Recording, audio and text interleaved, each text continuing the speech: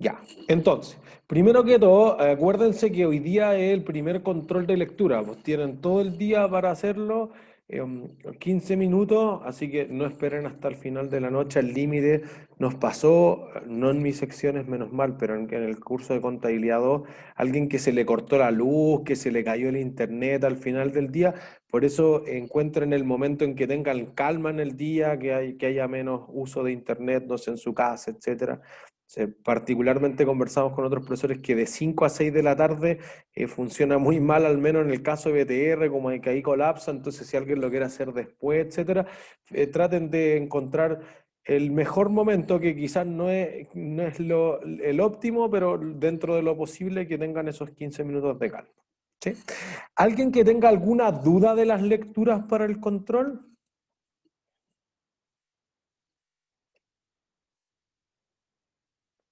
Yo tengo una duda, profe.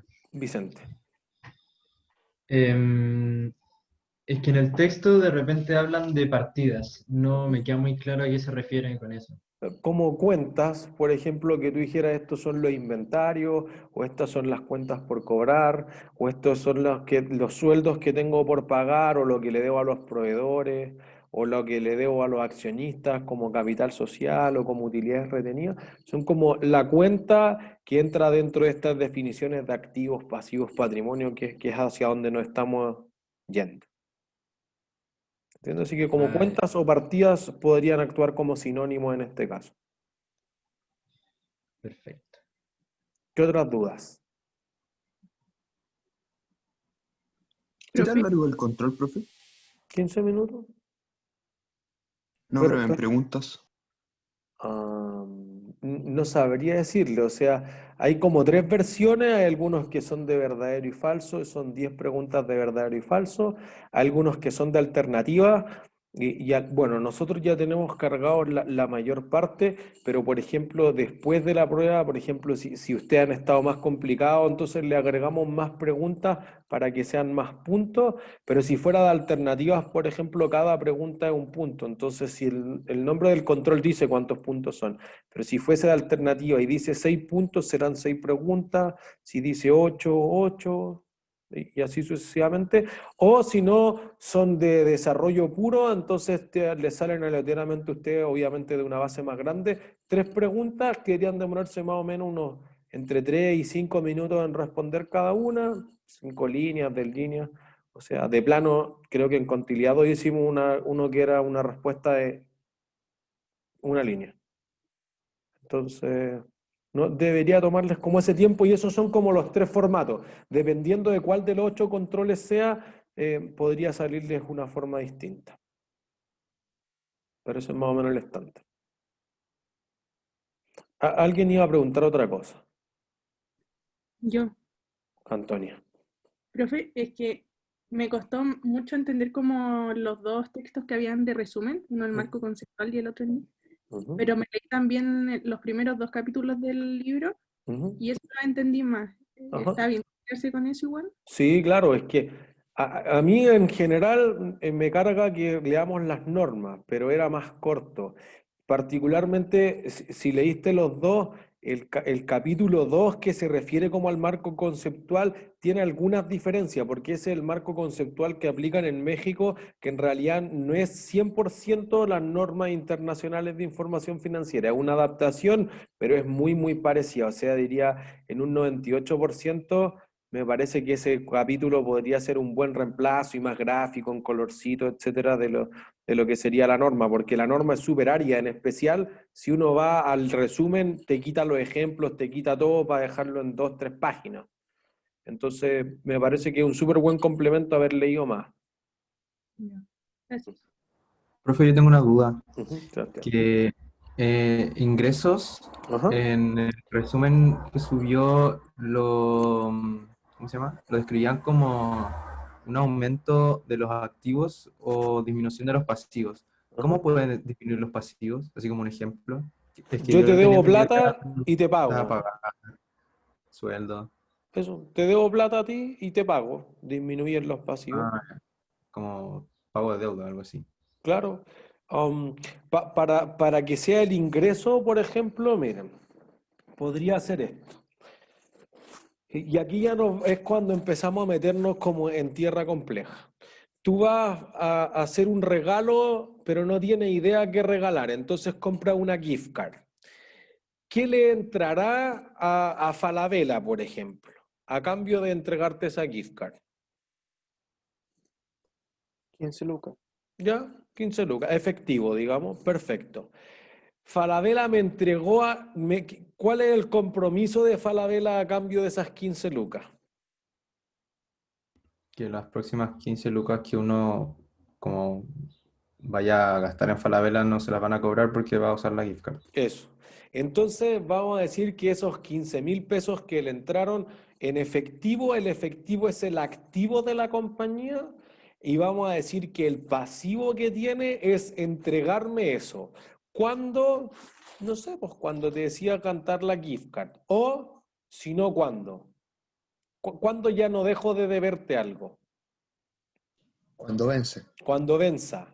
¿Se entiende? Entonces, esa podría ser una forma de ingreso, que tú te regalaron una gift card y la gift card se te perdió. Y entonces a los 3 meses Falabella dice, mira, todas estas gift cards ya se finí, no sirven, entonces puedo reconocer el ingreso porque ya no les debo nada. O también, por ejemplo, tú dices, ya, yo tenía garantías, entonces yo dije, mira, si ustedes quieren cambiar los productos, si ustedes quieren repararlos, si ustedes quieren que yo les devuelva la plata, yo lo hago. Y yo hago una estimación más o menos que el 2 o el 3% de las personas van a ocupar eso. Entonces yo tengo este pasivo porque sé que les debería entregar algo en el futuro. Y después de 3 meses se acabaron las garantías y nadie vino a reclamar, tuvimos suerte, los productos salieron súper buenos, listo, entonces disminuyo ese pasivo y puedo reconocer un ingreso de inmediato. O sea que en ese caso de la gift card, en ese como periodo en que es válida la gift card, esa plata se consideraría un activo. Y Eso. cuando ya venza es un ingreso, y si es que la usan, ¿cómo quedaría? Si la usan, entonces tú te deshaces del pasivo porque ya no les debo nada, pero saca inventarios, que serían las poleras que se lleve con esas 15 lucas. Ya, ¿Se entiende? ya, ahí sí queda claro. O sea, y limitémoslo a eso, porque en realidad después vamos a discutir súper bien de cercano a la prueba 1, vamos a discutir reconocimiento de ingresos, pero en términos simples, más o menos esa es la transacción que ocurre. Ya. ¿Qué otras dudas? Pero, profe, yo no entendí en el momento en que se gasta la plata de la gift card. ¿Qué pasaba ahí? Si te gastas la plata de la gift card, dejo de tener el pasivo. En el fondo ya no tengo ninguna obligación de entregarle nada más porque se llevo 15.000 pesos en producto. Pero, ¿por qué un pasivo si antes era un activo cuando no se usaba? Bueno, eso nos va a llevar a nuestra siguiente ecuación que vamos a decir, y eso lo van a aplicar mucho mejor en la ayudantía. Vamos a decir, mira, hay una ecuación madre para la contabilidad que dice que los activos, los bienes que tengo, si lo quieren pensar así, deben ser iguales a los pasivos más el patrimonio. Eso es una ley de la contabilidad. Entonces tú dices, mira, si aumenta el activo, ¿qué debería pasar? Digamos, aquí pusimos más 15 para que esta identidad se mantenga constante. ¿Qué debería ocurrir? Baja el patrimonio. Pero si sube 15 acá y baja el patrimonio acá, entonces no me queda una igualdad. O sube el patrimonio Tienen que o baja los Patrimonio. pasivos. O sube el pasivo, o sube una combinación de ambos, o baja otro activo. Tú podrías decir, no, pues que mira, yo tenía una cuenta por cobrar de 15 y la cobré, entonces cambio un activo por otro activo. O te vendí un producto, entonces cambié una polera por caja, por dinero constante y sonante, ¿sí? Pero tú puedes decir, no, pues me entraron 15 a cambio de una promesa, entonces hay una obligación presente que surge a raíz de hechos pasados que implica desprenderse beneficio económico en el futuro y que eso es medible. ¿Cuánto vale 15 lucas? Ah, ya, pues entonces tengo el pasivo, que es el anticipo del cliente, vamos a conocer más adelante, no importa aquí los nombres, solamente entender que yo estoy obligado a entregarle productos por 15. Y entonces después, cuando el cliente venga, yo le entregue los productos, tú vas a decir esto, ah, ya, pues se llevó 15.000 en productos. ¿Y cuánto le debo ahora? No. Nada, listo. Baja en 15.000. ¿Se entiende? Y siempre se mantiene esta ecuación balanceada. Por eso después cuando presentemos el estado de situación financiera, que justamente son las láminas que siguen, vamos a hablar que un sinónimo es el balance, porque siempre está balanceado entre que los activos son igual a los pasivos del patrimonio. O sea, no hay ningún hecho económico en la empresa que no influya en las dos cosas. Por eso vamos a hablar de partida doble. Si tiene un activo, le pega al tiro otra partida, a otro activo, otro pasivo, otro patrimonio. Profe, y ¿Mm? con los cheques a plazo pasarían a ser pasivos mientras no se cobren. No, pues activo, porque cumplen con la definición de activo, es un recurso que controla la entidad, que surge a raíz de hechos pasados porque existe y que al futuro te va a permitir entrar caja, entonces tiene beneficio económico futuro. Y como yo conozco la cifra, se puede medir de forma razonable, entonces cumple con las 4 condiciones de un activo. Ah, ya. Gracias. Ujú. ¿Qué otras dudas? Yo tengo otra, profe. Ujú. Que en una parte del NIC 1 Ujú. hablaban que no se deben compensar pasivos con activos ni gastos con ingresos. Ujú. ¿A qué se refieren Por más ejemplo, concreto con eso? que yo dijera, yo te debo 1000 y tú me debes 1500, que en el neto yo te debo, o tú me debes 500. No se debe hacer eso. ¿Entiendes? Ah, ya. Porque Sí, sí. eso funciona súper harto, por ejemplo, para las empresas que tienen varias filiales. Entonces, que en el fondo el root de esto que hablábamos de las organizaciones económicas está asociado a otra empresa. Entonces tú dices, mira, yo soy una distribuidora de licores, entonces le vendía el Enjoy de Viña y le vendía el Enjoy de Coquimbo, pero en realidad fui y le arrendé piezas para el viaje de fin de año a los trabajadores de la empresa en el Enjoy de Pucón. Entonces, ¿por qué no me compensan todo lo que me dé el de Coquimbo y el de Viña y me lo pagan en arriendo de piezas en Pucón? No, nada que ver. ¿Se entiende? Como que te podría quedar el desastre, porque acuérdense que el fin de esto es entregar información útil, pero tú dices, oye, pero es que tiene puros gastos el Enjoy Pucón y tiene puros ingresos los otros dos, ¿no? Pues que no se tienen que compensar eso. ¿Se entiende? O por el contrario, si tú dices, mira, yo compré una polera por 1000, tú eres Falabella, y la vendiste por 1500, ya entonces me gané 500. No, no es así. Tuviste ingresos de 1500, tuviste costos de 1000 y en el margen te quedó 500, pero no es que te ganaste 500 así nomás. ¿Se entiende? Entonces no se compensa un ingreso con otro gasto. Profe, Ala. y a los que dentro de los ingresos ocupan como cosas parte pago, por ejemplo, cuando uno compra un auto, puede pasar un auto en parte pago. Es una súper buena idea, pero es mucho más ¿Cómo? complejo.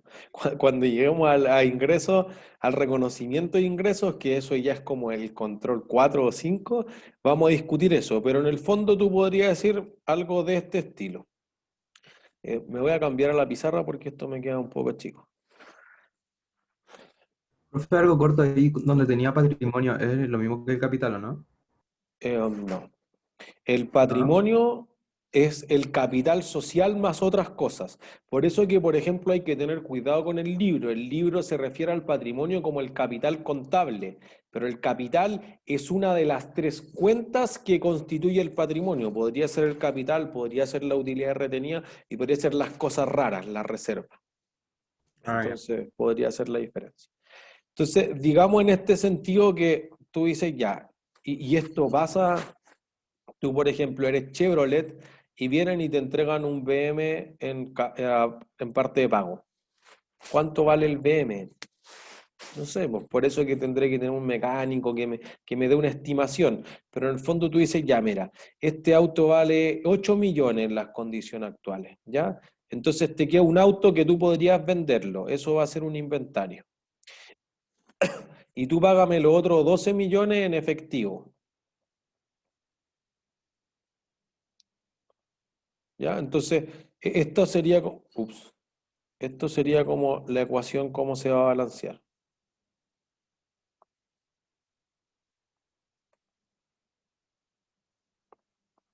Tú vas a decir, ya, ¿y qué te entrego yo? Te entrego un activo. Ah, ya, ¿qué activo? No, te entrego un auto nuevo que para nosotros valía 15 millones, por ejemplo. En realidad el margen del sector automotriz es mucho más pequeño, pero sale este inventario. ¿Ya? Entonces me gané 5 millones.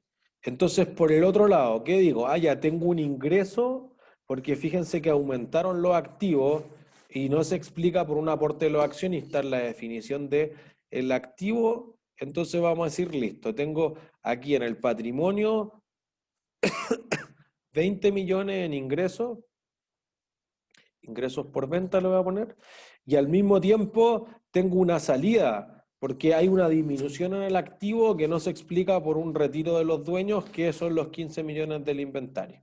Entonces voy a decir 15 millones baja esto, costo por venta. Listo. Entonces fíjense que en el neto, ¿cuánto aumentaron tu activo?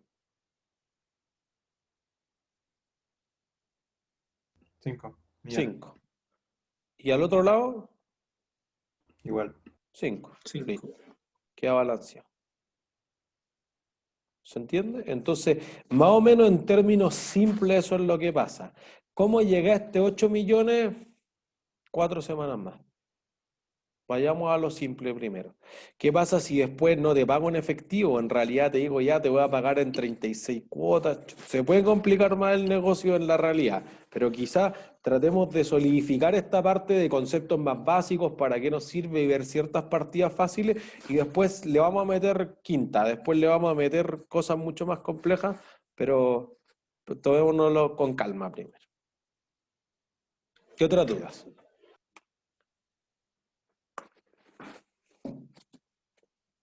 Yo tengo una, profesor. Ignacio. En las normas Ujú. dice que un juego completo de estados financieros comprende, dice, bueno, el balance en primer lugar, y después sale el estado resultado del periodo y otro Ujú. integral. Ujú. Integral, ¿cuándo, cómo se hace cuando tiene como ingresos por otra empresa? Y digamos que son cosas súper raras y dejémoslo en eso, como que otros resultados integrales, lo que se conoce como ORI, son, por ejemplo, para que se hagan una idea de lo raro que es. Ustedes tienen un computador, ustedes saben en cuánto lo compraron, ustedes saben cuánto vale ahora. Si su respuesta es no, bueno, podría haber una empresa así, pero yo llamo a un técnico, me dice que vale tanto y yo lo revalorizo. Chuta ya, si subió o bajó de valor, esa revalorización iría a estas como ítems extraños que son otros resultados integrales que no forman parte de la utilidad del periodo, porque tú podrías decir, mira, es que yo tengo una mesa que es súper bonita, entonces yo la compré en 100, pero ahora me parece que vale 100 millones. Ah, ya, entonces creció 99.900.000, sí. Pero ¿cuánta plata extra tiene la empresa porque la mesa valga más? ¿Tiene algo Cero. extra? Cero. Entonces ese es un factor común de estos otros resultados integrales. En realidad apuntan a este concepto que ustedes leyeron del devengado, que en realidad la mesa vale más, es un hecho que ocurrió, pero no se ha materializado como efectivo. Entonces yo no podría decir, sí, ganamos 99, ya pues págamela. Quiero dividendos, quiero que me reparte esa utilidad. Ah, pero es que tendríamos que vender la mesa. Ya véndela. Bueno, pero es que no era el espíritu de la mesa. ¿Se entiende? Entonces eso podría ser una diferencia. Entonces esos otros resultados integrales son, por ejemplo, empresas que revalúen eso. O cosas más raras. Por ejemplo, tú podrías decir, mira, yo soy Cencosud y tengo operaciones en 5 países distintos. Lo mostramos al principio del curso. ¿Sí? Entonces digo, mira, yo tengo operaciones en Colombia y tengo cuentas por cobrar en pesos colombianos. Y entonces yo presento mi estado financiero en Chile, entonces tengo que convertir las partidas en pesos colombianos, pero yo vendía el 30 de noviembre y preparé los estados financieros al 31 de diciembre y el tipo de cambio era distinto, hice una conversión y subió o bajó de valor el activo o el pasivo. ¿Entiendes? Esa diferencia, otro resultado integral. Cosas raras, y esos son quizás las más fáciles de ver. Las otras cosas son más raras todavía. Así que de momento, al menos hasta la última parte del curso, no nos compliquemos con ORI. Pensemos en el estado de resultados, ingresos, las cosas que vendí, gastos, las materias primas, los sueldos, la depreciación, que vamos a incluir un poco ese concepto, y después los impuestos, y eso te quedó. Ah, ya listo. Eso es más o menos lo que vamos a considerar como parte del estado de resultados. ¿Sí? Ya, perfecto, muchas gracias. ¿Qué otras dudas? A mí no me había quedado claro muy bien eso del devengo. El devengo se refiere a que tú hagas solamente las cosas que ya ocurrieron para la compañía, no las cosas futuras. Por ejemplo, usted dice, hoy mañana voy a venir a clase, ya cuando venga le pongo presente. Eso es el criterio del devengado. ¿Se entiende? No, es que yo prometo comprar mañana sí que voy a traer ya, mañana va a ser devengado. Entonces, todo lo que sean promesas en el futuro no están devengadas. Por ejemplo, aquí, mira, lo clásico es, ustedes contratan a un trabajador. ¿Qué promete hacer el trabajador? Trabajar. Trabajar. Listo. Entonces, ¿le ha entregado algo a la compañía al momento de contratarlo? No. No, no tiene ningún activo. ¿Qué promete hacer la compañía por el trabajador? Pagarle. Pagarle. Pagarle. ¿El trabajador le debo algo? No, No. porque no ha No, trabajado. porque no ha trabajado. No tengo ningún pasivo. Entonces, ahí no hay nada. El devengado es que si ya trabajó un mes y eso es, por ejemplo, el 27, pero tú pagas los sueldos el primer día hábil del mes, el 1, el 2, el 3, lo que caiga, bueno, entonces tú dices al 27 están devengados, realmente hay un gasto por las remuneraciones o por el sueldo que le debía ese trabajador y tengo un pasivo, debería pagarle y ese pasivo se va a pagar en 2 o en 3 días, pero es porque ya pasó el mes. Por ejemplo, tú dices, mira, está pasando la clase, estoy seguro que estoy consumiendo electricidad. ¿Cuánta electricidad? No tengo idea. ¿Cuándo voy a saber cuánta electricidad consumí haciendo clase? No paga las cuentas. Cuando llegue la cuenta. Mientras no llegue la cuenta no puedo hacer el pago, pero no implica que no se haya devengado el consumo de electricidad o el consumo de internet o el consumo de cualquier otra cosa, las horas del trabajador, por ejemplo. ¿Se entiende?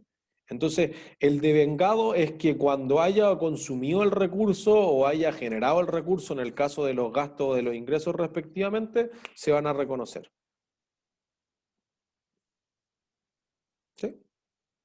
¿Más claro? Profe, Ujú, entonces si, por ejemplo, ahora estoy gastando electricidad, ujú, pero aún no pago y ya pasó un mes, ¿pasaría a ser como un pasivo como que tengo que pagar? ujú. Como que tendría que pagar. Ah, ya. Tal cual. O sea, va a disminuir el patrimonio porque tiene un gasto por, digamos, servicios básicos por 10.000. Y además, como no has pagado la cuenta, aumenta el pasivo por otros 10.000, servicios básicos por pagar. Y entonces la ecuación se mantiene constante. ¿Se entiende? Porque mire, eso apunta, y justo qué bueno que me hicieron estas preguntas porque se anticipa un poco, apunta a los estados financieros que uno tiene que presentar. Debería aparecerle una encuesta en su pantalla. Que esto ya lo debieron haber leído. Eso, qué bueno que hay muchas respuestas correctas.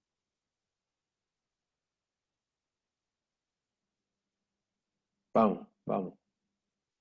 Sigan así. Todavía el 60. Oh, está bajando ese porcentaje. No, esa no. Oh, no, esa no. Ya, 5 segundos más. 4, 3, 2, 1. Ya, fíjense. La mitad empeoró mucho. En un momento era como el 70% de ustedes lo tiene bien. ¿Qué estados financieros hay? Uno quiere ver ciertas cosas, por ejemplo, las ganancias o las pérdidas del estado de resultado o estados de resultados integrales que discutíamos. Pero también a ti te interesaría ver la posición financiera de la empresa. Listo, estado de situación financiera. Pero podría ser que tú entregaste los productos, los autos, la comida, etcétera, ya, y está devengado. Pero eso no quiere decir que tú hayas pagado, porque tú podrías decir, por ejemplo, ya, yo te pago el lunes. Ah, ya, bueno, págame el lunes, no hay problema. ¿Se entiende? Entonces tú ya comiste o tú ya vendiste un auto, etcétera, pero el lunes te pago. Ah, ya. Entonces el flujo de efectivo es otro estado financiero, el estado de flujos de efectivo.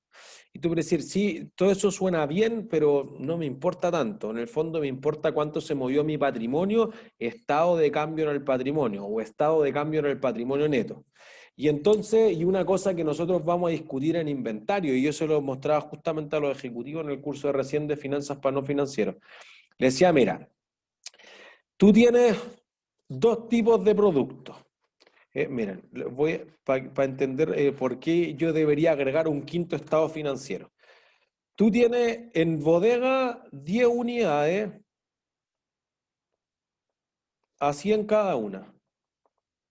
Y tienes 10 otras unidades a 200. Vendí 15. No sé, en total 4.500. Ya las vendí a 300 cada una.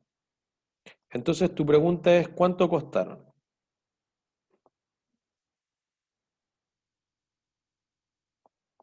¿Cuánto me costaron esas 15 unidades? ¿Alguien tiene una respuesta? Por un punto premio, he dado pocos puntos premio.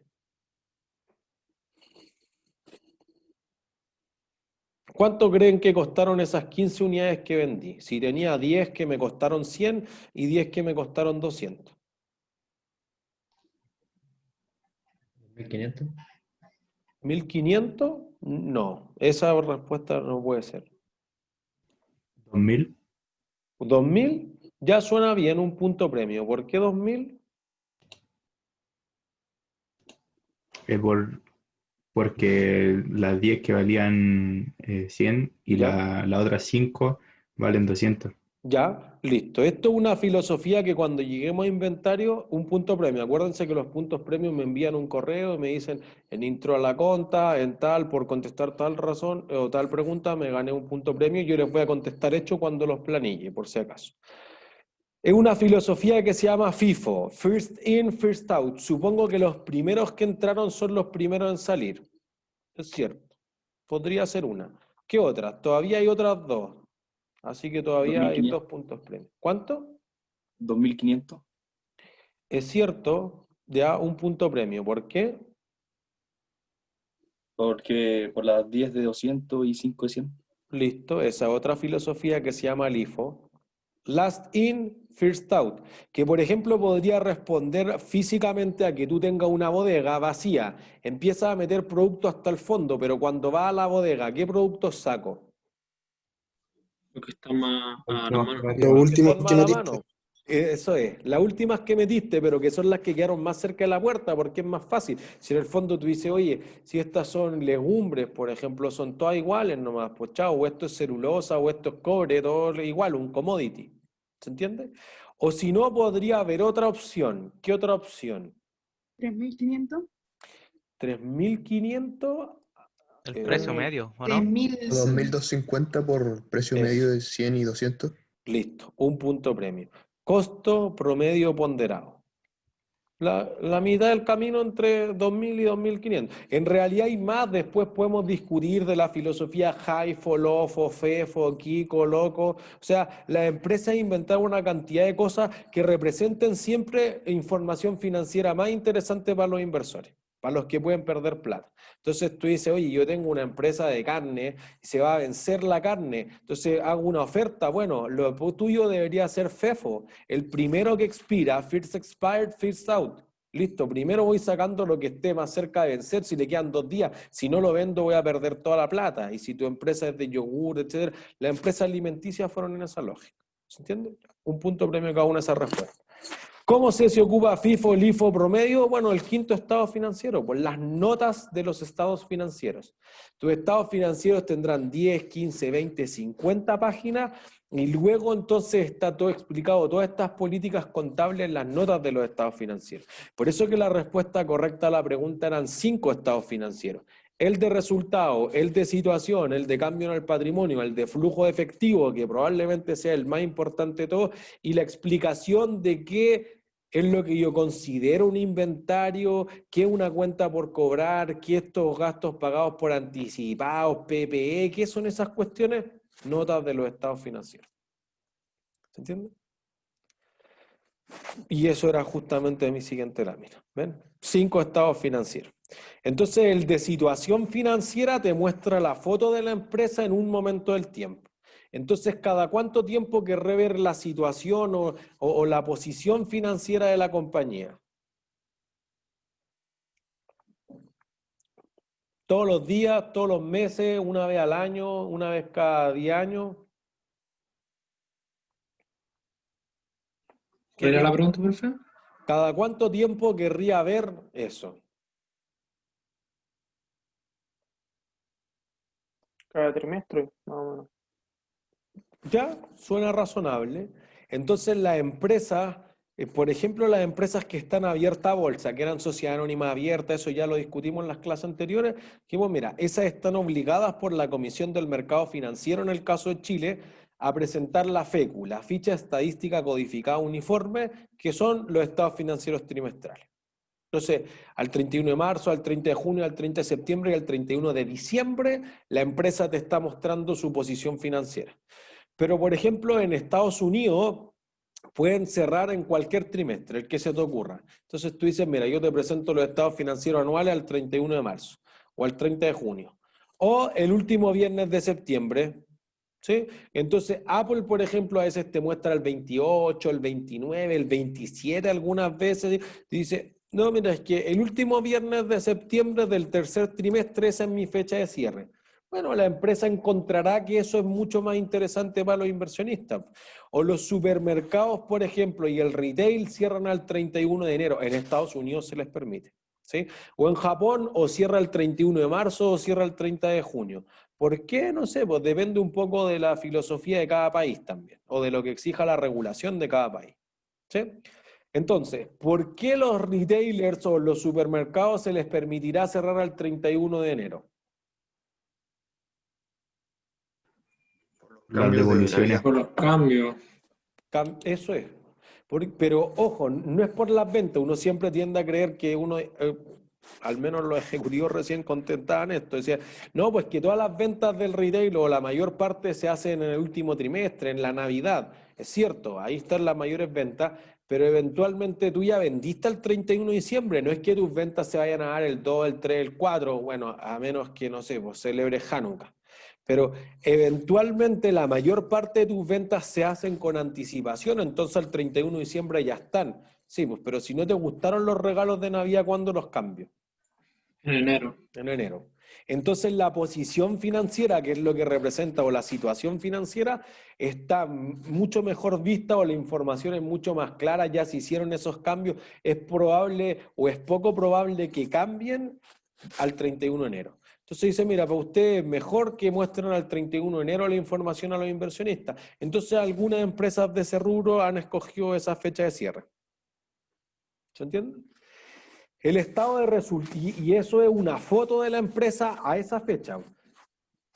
El estado de resultados y el estado de flujos de efectivo es un lapso de tiempo. Mira, desde el 1 de enero al 31 de diciembre o al 31 de marzo, durante 3 meses, 6 meses, 9 meses, 12 meses hemos acumulado tanto.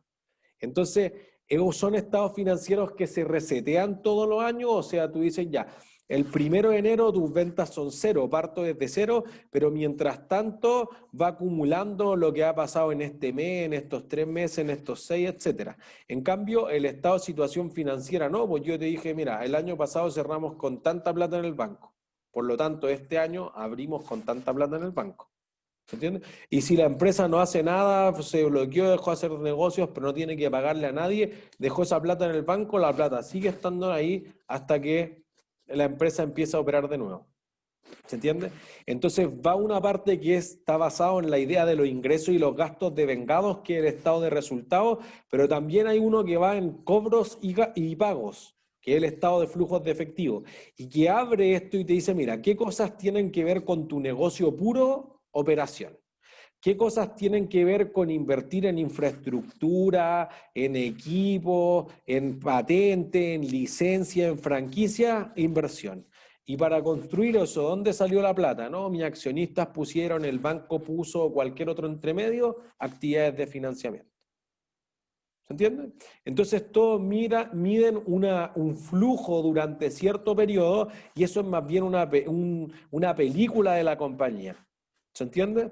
Entonces ahí representan un momento del tiempo, una foto si lo quieren ver, pero en otros casos representa un flujo de caja. Entonces, o un flujo de ingresos y de gastos. Por eso que la empresa podría estar súper fea porque tiene problemas financieros importantes, pero sacarse una buena foto a fin de año. Pero no podría ser fea y salir bien en 365 fotos. ¿Se entiende? Ahí le falta efectivo, le faltan ingresos, tiene muchos gastos, lo que sea que encontremos, que eso va a aparecer en el estado de resultados. Es más difícil maquillar una película completa que una foto. ¿Se entiende? Entonces, por eso que debieran observarse en su conjunto cuando los bancos dicen si le van a prestar plata o no y todo ese tipo de cosas. Entonces, podría ser el estado del cambio en el patrimonio, en el fondo cómo creció o decreció el patrimonio de los accionistas y sumamente importante las notas de los estados financieros. ¿Se entiende? Y justamente esta era la pregunta, perdón. ¿Alguien preguntaba algo? Que tenía la duda de cómo hay muchas empresas como internacionales Ajá. que puede afectar como también las culturas y las celebraciones. Pueden hacer diferenciación dependiendo del país y la cultura que tengan con los estados financieros. ¿Diferenciación en qué sentido? En tiempos, porque son muy celebraciones que pueden afectar como el resultado, por ejemplo, de la Navidad. Es cierto, no, porque tú podrías ser una empresa que hace helado. ¿En qué momento vendes la mayor parte de tus unidades? En verano, ¿Cuándo es eso? depende del país. Eso es lo que digo. O sea, en el hemisferio norte va a ser en junio y en el hemisferio sur va a ser en diciembre. ¿Se entiende? Entonces podría ser que cambiando el hemisferio, por eso que después vamos a ver empresas del hemisferio norte como que ordenan la información con la misma lógica, pero al revés. De arriba para abajo. En cambio nosotros la ordenamos de abajo para arriba. Y podría cambiar eso. Entonces, si las culturas influyen en eso, si las empresas tienen fechas de cierre distintas, por ejemplo, se ajustan al que sea la matriz. Entonces, por ejemplo, si a Colombia le gustara cerrar el 14 de febrero para el Día de los Enamorados, Cencosud Colombia tiene que entregarle algo provisional al 31 de diciembre, porque Cencosud Chile es la que manda. ¿Se entiende? Ya, sí. Se adapta. Entonces, ¿cuál de estos estados financieros es el más importante?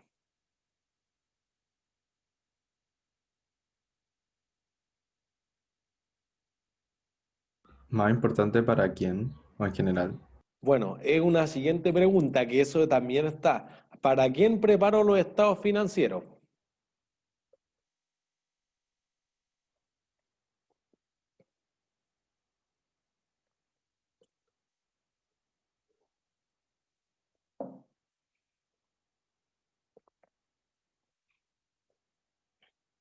Está dividida la cosa. Están más o menos las respuestas. Me gustan más las del principio. Ya, 3 segundos más. 2, 1, 0. Ya. El 38% de ustedes dicen que el estado de situación financiera es el más importante. ¿Por qué?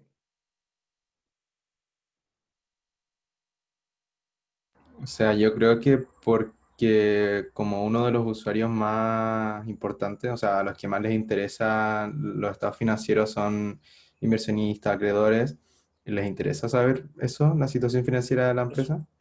¿Ya?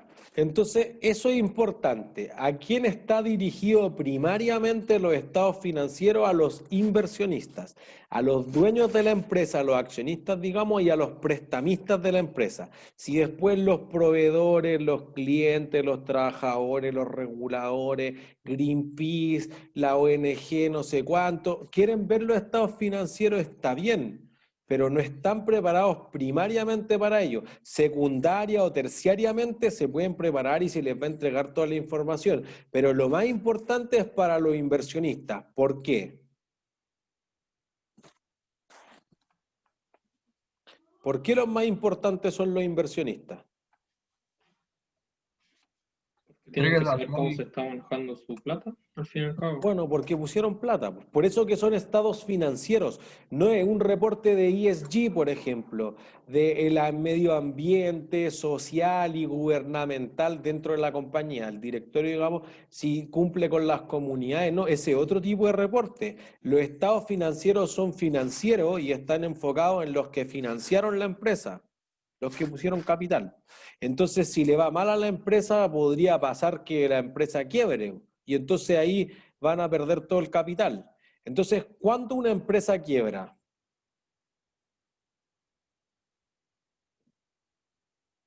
Cuando ya no queda plata. Eso.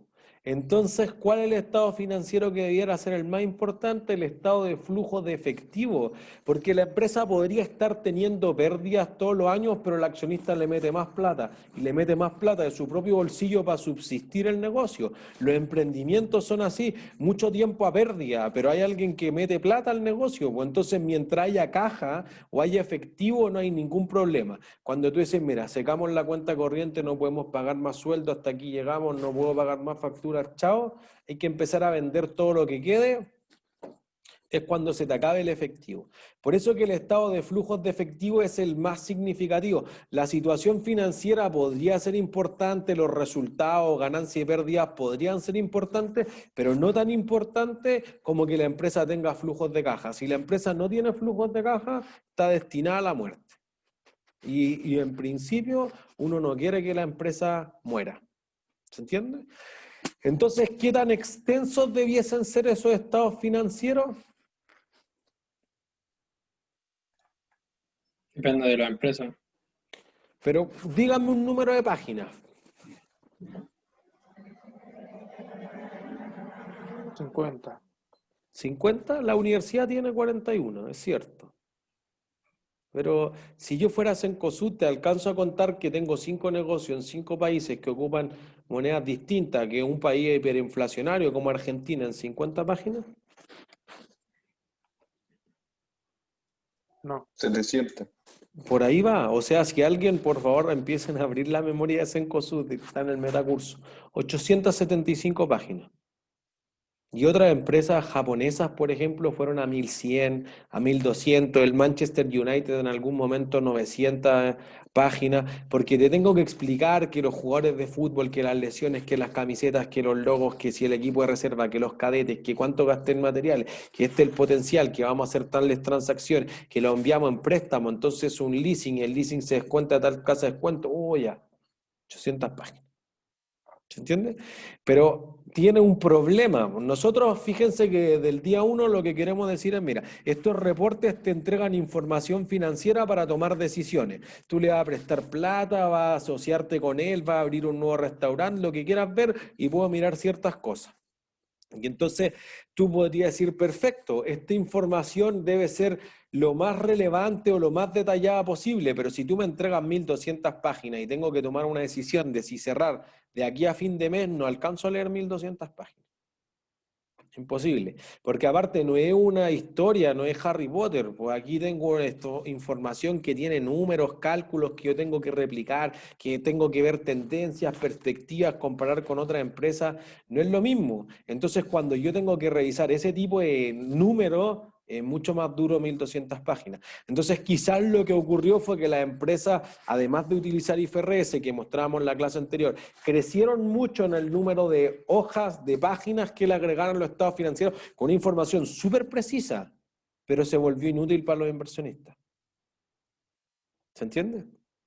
Y entonces lo empezaron a reducir. Entonces quizás empresas que tengan negocios mucho más grandes, por ejemplo un Latam Airlines, Cencosud, Falabella, por lo complejo del negocio deben entregar más información y hay más páginas de por medio. Y quizás la universidad tiene estados financieros más acotados, Entel, por ejemplo, que estamos ocupando en Conteleados, que igual tienen varios países, etcétera, pero es una cosa más acotada, tiene 150 páginas, que es algo que leíble en el fondo, o que digerible en el sentido que el inversionista alcanza a procesar la información y dice, sí, es que debería comprar más acciones o debería darle un préstamo, etcétera. ¿Se entiende? Dentro de eso, lo que uno logra ver, por ejemplo, es que tanto en los activos como en los pasivos de la compañía se definen ciertas cosas como corrientes y no corrientes. Corriente se refiere al corto plazo, no corriente se refiere al largo plazo. Y entonces hay una definición, y ojalá la hayan leído. ¿Cuál será la definición más correcta de corriente?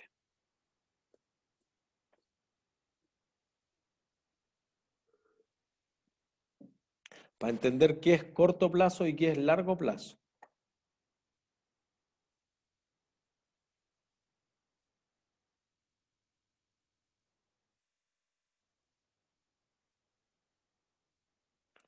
Está dividido esto.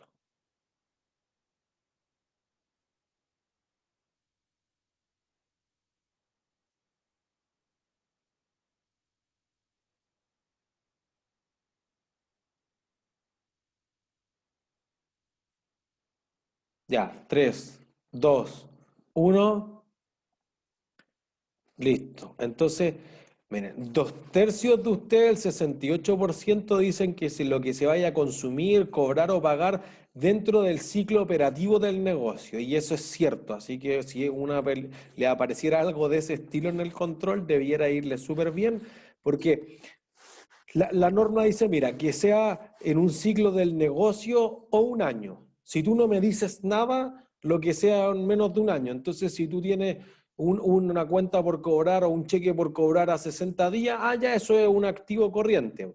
Si tú tienes una casa que vas a utilizar por los próximos 20 años, eso es un activo no corriente. Pero si tú eres una constructora que crees que la va a vender en 6 meses, entonces es un activo corriente. ¿Se entiende? Podría ser el mismo activo, pero dos empresas distintas podrían tener un espíritu distinto. Lo que pasa es que algunas empresas tienen negocios más lentos en ese sentido. Entonces tú podrías decir que tú te dedicas a la fabricación de aviones, tú eres un astillero que te dedica a construir barcos, vagones del metro, acepto pedidos para 4 años más. O tú podrías decir, mira, ¿qué negocio, si tiene un producto de un año, es súper malo?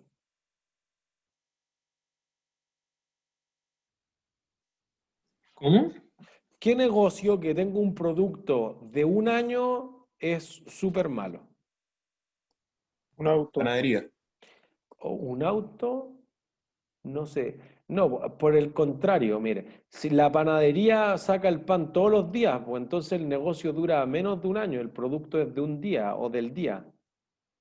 Por el contrario, necesito una empresa que si su producto es de un año es malo, necesito que sea de 5, de 10, de 20 o de 50.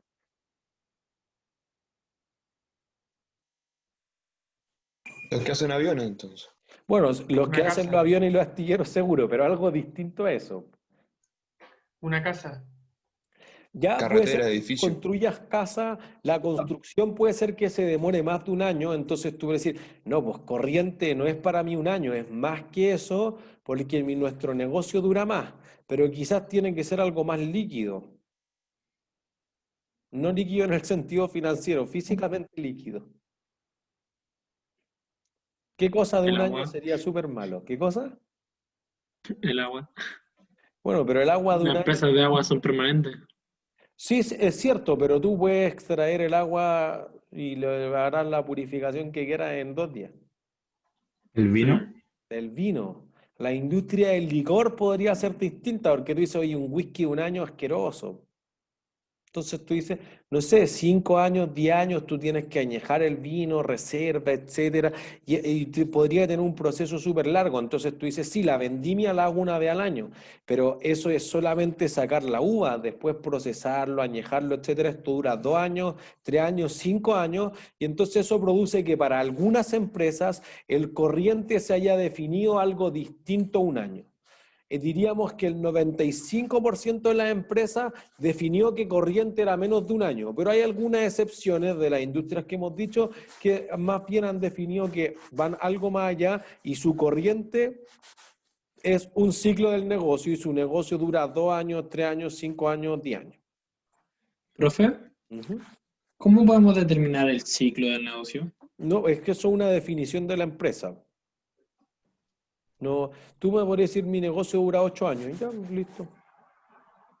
Pero si tú eres una empresa de moda, no te creo, pues tu política es ridícula, pero alguien podría decir, no, mira, yo tengo pedido aceptado digamos, de vapores, o de Hapag-Lloyd, o de alguno, o de Maersk, por ejemplo, la naviera más grande del mundo. Ya me pidió 2 buques cargueros de petróleo, de container, o lo que sea, para 8 años más. Entonces, yo tengo fecha de entrega en agosto del 2028. Claro, si tú me dices que tu negocio se demora 8 años en hacerse, tiene toda la lógica. Por ejemplo, si tú estuvieras muy integrado, entonces tú dices que yo voy, saco el hierro, después lo transporto a no sé dónde y después empiezo a construir el barco, después voy y saco el estaño y el metal. Se demora 8 años, o no puedo aceptar pedido antes, o me demoro 8 años en hacer el barco de plano, inclusive si le comprara todo lo otro. ¿Entiendes? Insisto que quizás 8 años una cosa tira las mechas, pero algunas empresas han dicho que 1 o 2 años puede ser algo más por encima de un año. ¿Sí? ¿Duda hasta ahí? Entonces, tu ecuación contable, tu identidad, es cómo va a funcionar todo esto. Entonces vamos a decir que siempre, por eso está esta idea del estado de situación financiera o balance, tengo siempre que los activos van a ser igual a los pasivos más el patrimonio. Entonces lo que mostrábamos antes, si tú vendiste algo que aumenta el activo, por el otro lado debería aumentar un pasivo o el patrimonio. Entonces, ¿qué vamos a considerar un activo? Una cosa que cumpla copulativamente con 4 condiciones. Que surja a raíz de hechos pasados. No es que yo te prometo vender en el futuro, no, chao. Nada de promesa aquí. Las promesas se las lleva el viento. La contabilidad está basada en un principio que es el de vengado. La contabilidad mira hacia atrás. Entonces tú me compraste el producto, yo te entregué el producto, listo. Hicimos el negocio. Eso es que surja a raíz de hechos pasados. Que además te vaya a generar beneficios económicos futuros. Entonces tú dices, oye, mira, cayó en el patio un pajarito que tiene el ala media rota, yo le estoy dando comida, etcétera, y que, bueno, pero eso, ¿qué te va a reportar a futuro? Nada, ya no hay beneficio económico. No, es que yo me siento espiritualmente bien, que eso es un beneficio, es cierto, pero no económico. ¿Entiendes? ¿Te va a entrar plata? No, entonces no. ¿Va a vender el pajarito? No, chao, no es un activo. ¿Sí? Y además que sea controlado por la empresa. Entonces tú dices, ¿yo controlo al pajarito que adopté en el patio o se puede volar? Si tu decisión es se puede volar, no lo controlo.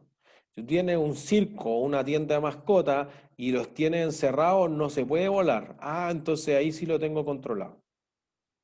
¿Entiendes? Entonces, estamos poniendo los casos extremos porque les parecerá obvio que las sillas, las mesas, los proyectores de la universidad, la sala, obviamente, todo el equipamiento de tecnología e información, quizá algunas licencias que tengan de software son activos, pero quizá en algunos casos no es tan claro si es un activo o no es un activo. ¿Se entiende? Y que además se pueda valorizar de forma razonable. Entonces uno podría decir, mira, las fundaciones, y nos pasaba recién justo con los ejecutivos porque una de las estudiantes es directora de una fundación. Entonces, tú tienes un zoológico, la mayor parte de las cosas que recibe el zoológico, ¿cómo le llegan? ¿Mediante qué cosa?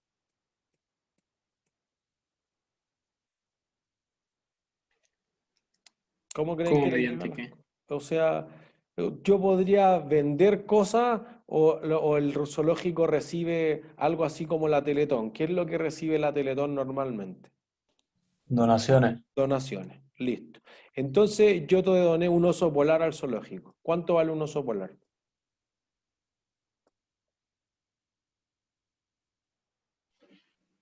Eso. ¿Se puede valorizar de forma razonable? Es probable que usted diga, no, pero mira, yo conozco un esquimal que es experto en osos polares y lo puede tasar. Ya está bien, pero eventualmente el zoológico no tiene plata para pagarle, no lo puede traer, no existe aquí en el sector, chao.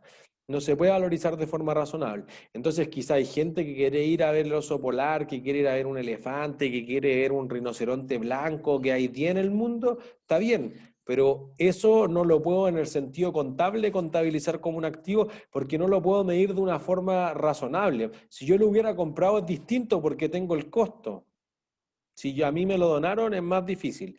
Entonces ahí hay un desafío importante para la contabilidad en el área de bienes de patrimonio cultural. ¿Cuánto vale la Mona Lisa? ¿Cuánto valen los soldados de terracota? ¿Cuánto vale el Coliseo Romano, la Torre Inclinada de Pisa, la Torre Eiffel, el Partenón en Grecia? No se puede, no.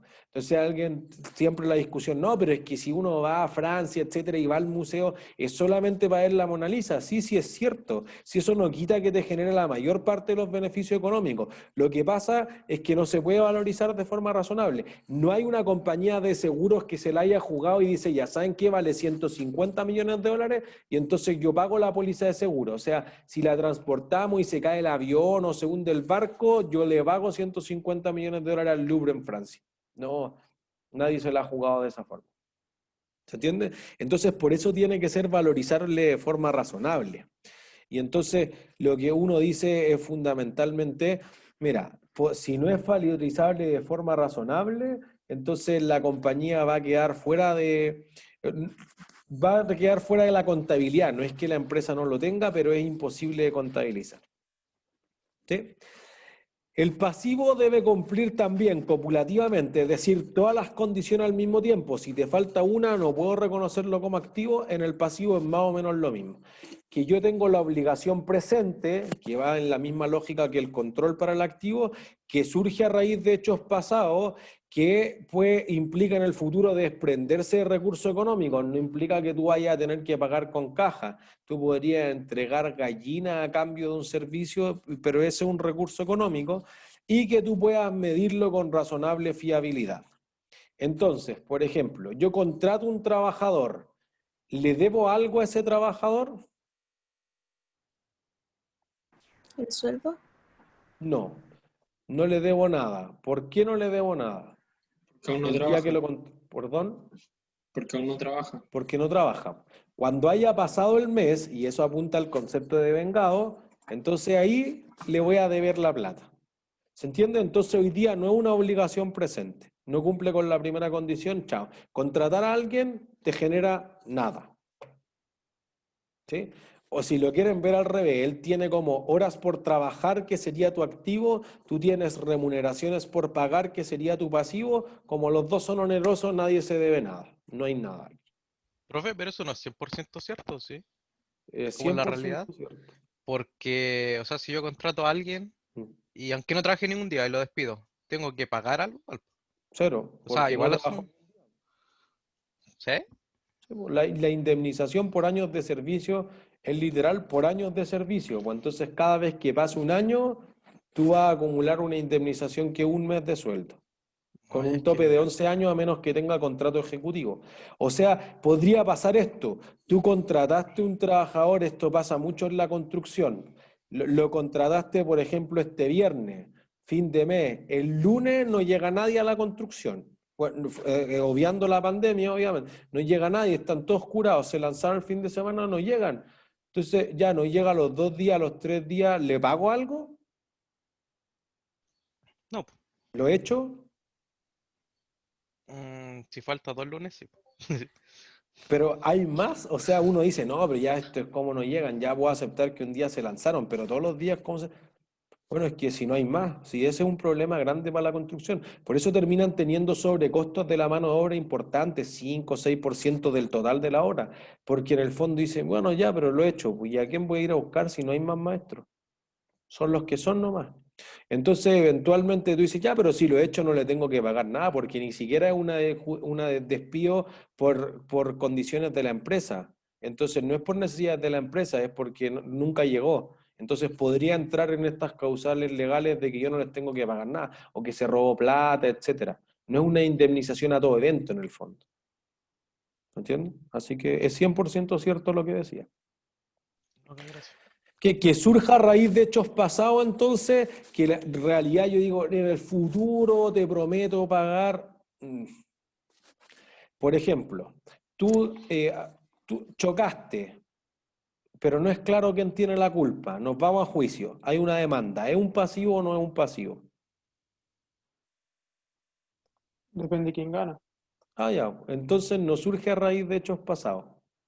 ¿Se entiende? Depende de un evento, es lo que después nosotros vamos a llamar un pasivo incierto y lo vamos a llamar una contingencia. Si yo gano, me pagan a mí, es un activo. Si yo pierdo, yo tengo que pagar, es un pasivo. ¿Se entiende? Entonces no surge a raíz de hechos pasados. Espera de algo futuro, del suceso o del resultado del juicio. ¿Entiendes?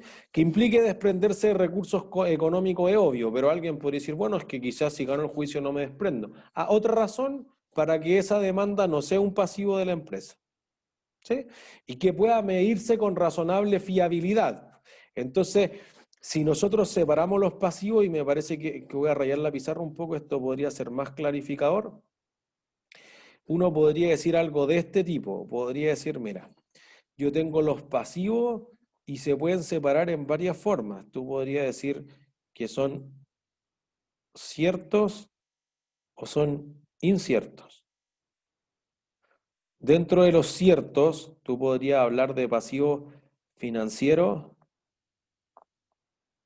y no financieros. Los financieros generan intereses y los no financieros no generan intereses. No tienen interés. ¿Sí? Entonces aquí podría ser perfectamente un ejemplo de pasivos financieros, los préstamos. ¿Sí? Pero acá en los no financieros, tú podrías decir, por ejemplo, los sueldos por pagar o las cuentas por pagar a los proveedores o cualquier otro pasivo de esa índole que no genere intereses. ¿Sí? Tu complicación es con los inciertos. Tus pasivos inciertos podrían ir en dos líneas. Podría ir en la línea de que son provisiones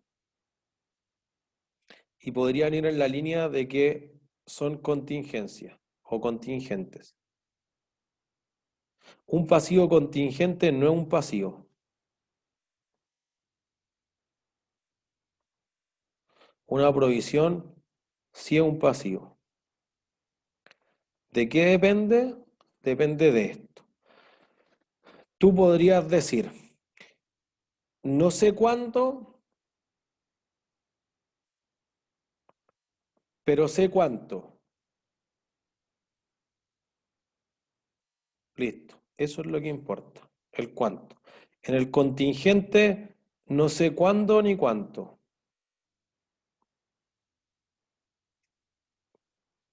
Por ejemplo, el juicio. ¿Cuándo se haga el juicio? No, no sé. ¿Y cuánto te va a costar? No tengo idea. Chao, eso no es un pasivo. ¿Se entiende? Pero aquí, en una provisión, tú podrías decir, mira, la gente tiene derecho a ¿cuántas semanas de vacaciones al año? 2. No, más. 3. Listo. Entonces yo sé que me va a costar el 75% del sueldo que se vaya de vacaciones. Si ustedes quisieran viajar, ¿cuándo van a viajar? En vacaciones. ¿Cuándo? Puede ser en verano o invierno. Pero en la actual pandemia no tenemos idea. Ah, ¿Se entiende? Entonces uno dice, no, si el próximo año me voy de vacaciones, ¿ya cuándo? ¿En enero? ¿En junio? ¿En diciembre? No se sabe. Entonces fíjense que tú no sabes cuándo va a ocurrir, pero sabes que va a ser el próximo año porque si no se pierden esas vacaciones, por ejemplo. Entonces las vacaciones son típicamente una provisión. Algunos tipos de indemnizaciones, particularmente la todo evento, que era lo que discutíamos recién, podrían ser las garantías. Tú dices, mira, yo prometo que si tú compras un auto, te hago el mantenimiento en los próximos 3 años. Ah, ya listo. ¿Cuándo va a venir? No sé. Pero cuando venga, yo tengo hecho una estimación que le voy a cambiar el aceite, las pastillas, los frenos, etcétera, etcétera, etcétera. ¿Se entiende? Entonces ese es el tipo de provisiones. Tengo incertidumbre en el qué momento exacto van a ocurrir, pero sé cuánto me van a costar. Entonces eso hace la diferencia significativa para ese pasivo. ¿Sí? Y entonces, y con esto cerramos para que después ya puedan contestar el control y les vaya bien. ¿Cuál será la definición de patrimonio entonces?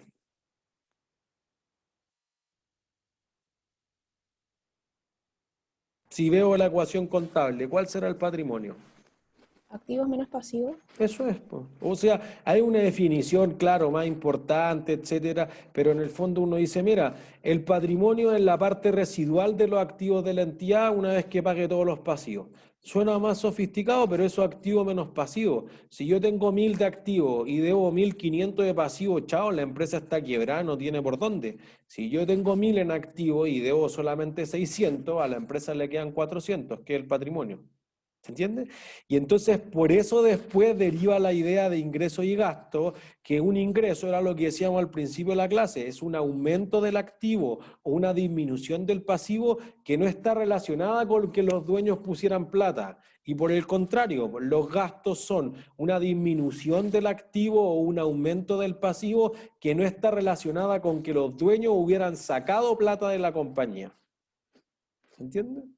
Y eso es lo que la empresa debe tener como definición. Y entonces ya desde la próxima clase vamos a meter las manos en la masa y ya vamos a hacer los ejercicios y jugar con los estados financieros y todo ese tipo de cosas.